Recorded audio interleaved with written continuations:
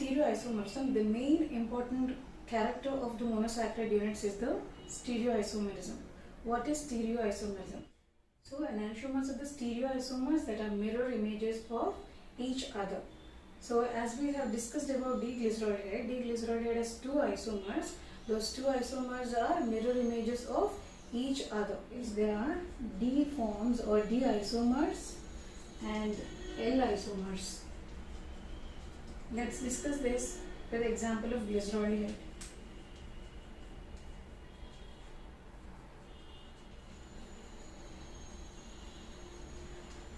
D-glycerolide,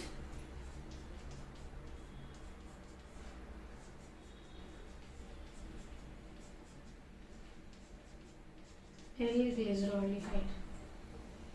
Okay, these two are mirror images of each other.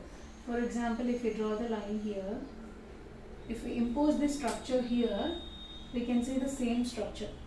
This OH comes here, carbon comes here, hydrogen comes here, this one, this one. So if we impose this structure here, we get this structure. Again, if we impose this structure here, we get this one. So these two are mirror images of each other. So one is D-glycerolide and another one is L-glycerolide. So if we observe the difference between these two, here the hydroxyl group is attached towards the right side, and that is called D form. And if the hydroxyl group is attached to left side of the chiral carbon, this is called L form, L-glycerolide. Left side L, opposite to left, right side D-glycerolide. Okay, we consider glycerolide as the reference carbohydrate to write down the structures of the remaining aldoses. Okay, it is because this contains a single chiral carbon atom, that is with 4 different atoms.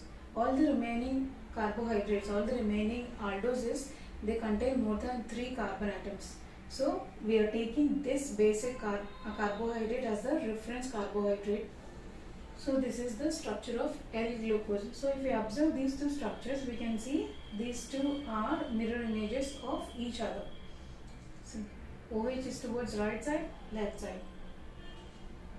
So these two are mirror images of each other. So these are the enantiomers. And coming to the number of isomers that are possible for the glucose, it is just by counting down the number of chiral carbon atoms. So if we observe this carbon, the first carbon, it cannot be chiral carbon atom because here the arrangement is like this. Aldehyde, C double bond O. The second one, here it contains aldehyde, OH, hydrogen, and the remaining whole thing as the R. So this is the chiral carbon atom. Coming to third one, now this whole thing becomes R, hydrogen, OH, again R. Okay, R1, R2, because these two are different, not same. R1, R2, OH, H. So third carbon is also chiral, same. Fourth carbon, fifth carbon. Sixth cannot be chiral because it contains 2 hydrogens. So it cannot be chiral. So glucose atom, glucose molecule contains 4 chiral carbons. So 2 power n, 2 power 4, it is 16. So glucose has 16 stereoisomers. Out of those 16 forms, 8 are D forms and 8 are L forms. So we have seen glycerolide contains 2 stereoisomers. Those are nothing but the enantiomers, D-glycerolide and L-glycerolide, because it contains 3 carbon atoms. But aldoses with more than 3 carbon atoms, those are aldotetroses, aldopentoses and aldohexoses. These contain more than 1 asymmetric center. So since they contain multiple asymmetric carbon atoms, they can have more stereoisomers. Okay, so those are not the mirror images of each other. Diastereomers. For example, if we take the case of 4 carbon aldose, that is erythrose and threose. So these are aldotetroses because they contain 4 carbon atoms and aldehyde as the functional group. So if we observe this structure, they both have the same structural formula. So the structural formula for these two is the same.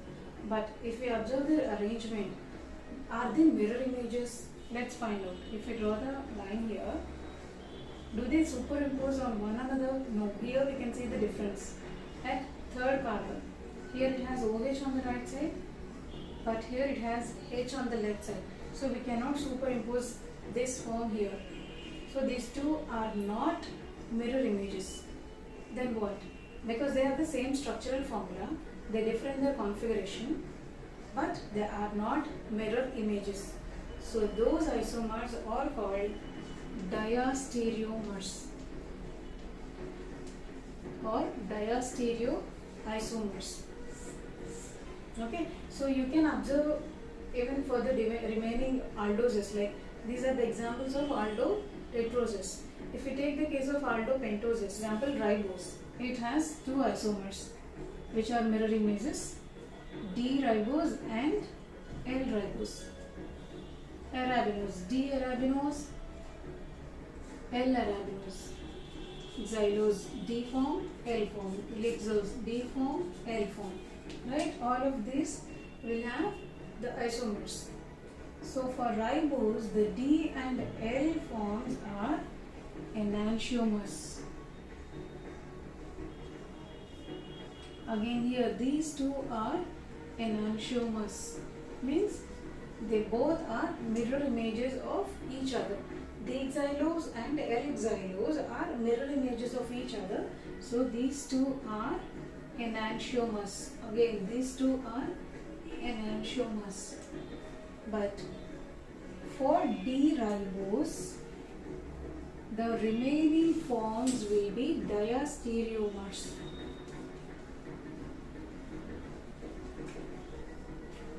Diastereomers. Here we have to understand this clearly, otherwise you may get confused. Why we are saying only for the D form, all these are diastereomers but not L. Diastereomers are not mirror images, right?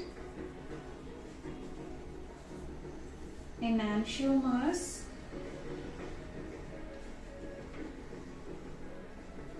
are mirror images of each other, right? Enantiomers of mirror images of each other. Diastereomers are not mirror images. Ribose has the structural formula, that is C5H10O5. Even the arabinose has the same structural formula. Xylose, lixose, all these pentoses have the same structural formula, but they have difference in their arrangement, right? So here if we take the D forms and L forms of each monosaccharide, they are mirror images of each other, so they become enantiomers. For this D form, except L form, because we have to exclude this because it is a mirror image, so we have to exclude this. For the remaining things, the D form of arabinose, L form of arabinose, D form of xylose, L, D, L, all these structures are diastereomers of D form of ribose. In the same way, the L form also, except this D ribose, all the remaining forms, all the remaining 6 structures will be the diastereomers because they get difference in their arrangement even though they have the same structural formula. Here we have to exclude its isomeric form, enantiomeric form, because those are not there. These two are mirror images, but the remaining things are not mirror images. For arabinose, for this D form, the remaining forms will be diastereomers, except its L form. For the L form of arabinose, except the D form, the remaining isomers will become diastereomers. So we can conclude one thing, that the stereoisomers are the structures with same structural formula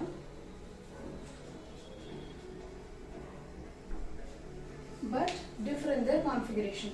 So here we have 2 types of isomers. One is enantiomers, other is diastereomers. Enantiomers are mirror images of each other. Diastereomers are not, that is non-mirror images of each other.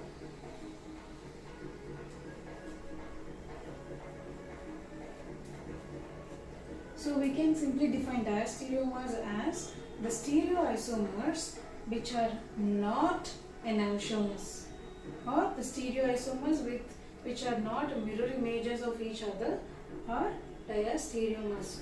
Both of them will have the same structural formula but difference in their configuration. But for enantiomers, they will be mirror images. Those are D form and L form.